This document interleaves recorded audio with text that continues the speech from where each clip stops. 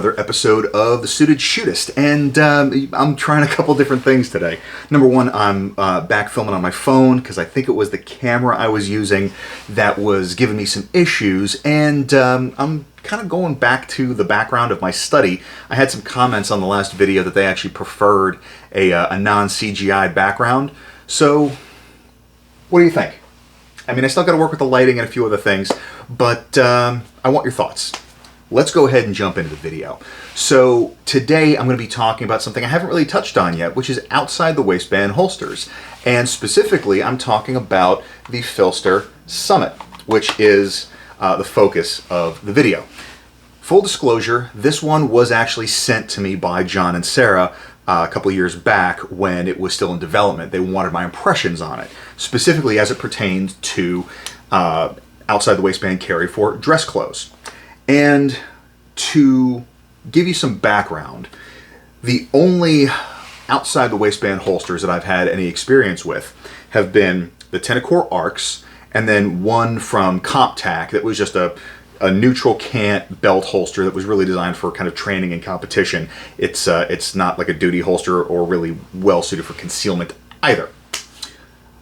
I haven't really carried behind the hip much, pretty much since I started carrying appendix back in 2012. But I wanted to play with this and kind of get some impressions. Now, what you'll notice about the holster is a couple of interesting things.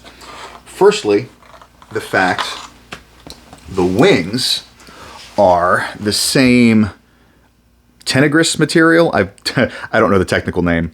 That is on the Enigma faceplate. The other thing is the attachment is not completely level. It actually tapers, and you have the ability to tailor and dial this in. So when this is mounted to your belt, you see I have the wings on different sides, and the actual cant is differently. And so that allows you, when the belt is tightened down, to control both the lateral and vertical cant, giving you some of the same canning effects as wings and wedges do on an appendix holster. One other observation. For the time that I have been playing with this, I'm still running this on one of my slide belts. It's not a gun belt, but from what I have found, there is still enough vertical rigidity to support the weight of a Glock 19. Now, obviously, I'm not doing like a full-blown duty loadout here, so I can't speak to if it would effectively work with, you know, a Glock 17 with a U-boat on it and a couple spare mags, but something like this honestly works reasonably well. And I'm starting off with this racer jacket because one of the characteristics of cafe racers is that they fit fairly close to the body. And I mean, you can see there's a little bit of printing back here, but once you kind of get this dialed into the optimal spot, not only is it insanely comfortable, but from what I can tell, it seems to conceal relatively well. The other jacket that I was using to test this theory was one of my sport coats that I've got here, and I felt like this was going to be the optimal worst case scenario, as it were, for a couple of reasons. Number one, it's a light color. There is a pattern to it, but it's fairly subtle. And here's the other thing. There's no vent on it. So there is zero give to this fabric. And the other part is really, this is tailored for me about 10, 15 pounds lighter than I am right now. But even still, I mean, if I'm bending at the waist, which you really shouldn't be anyways whenever you are carrying on the hip, it's gonna print. And yes, obviously it is going to be a bit more obvious when the jacket is buttoned, but the reality is that most of the time, even if you're using sort of the most formal rules of kind of, you know, British sartoria, anytime you're indoors, it is perfectly acceptable to have your jacket unbuttoned whether you're standing or sitting. So, you know, obviously, especially if you're wearing your jackets more casually, like I tend to do, then, you know, wearing it open like this isn't a problem. If you're wearing darker colors, again, not a problem at all. But from what I've seen, the way they have that set up with the modularity of the belt attachment really allows you to have a pretty damn good, well-concealed outside the waistband holster. And what I've really been impressed by is that's why I got rid of the Arcs, and that's why I got rid of the Milt Sparks. This one concealed better than both of them. My experience, my use case, I'm not saying that either one of those is a bad choice by any stretch of the imagination.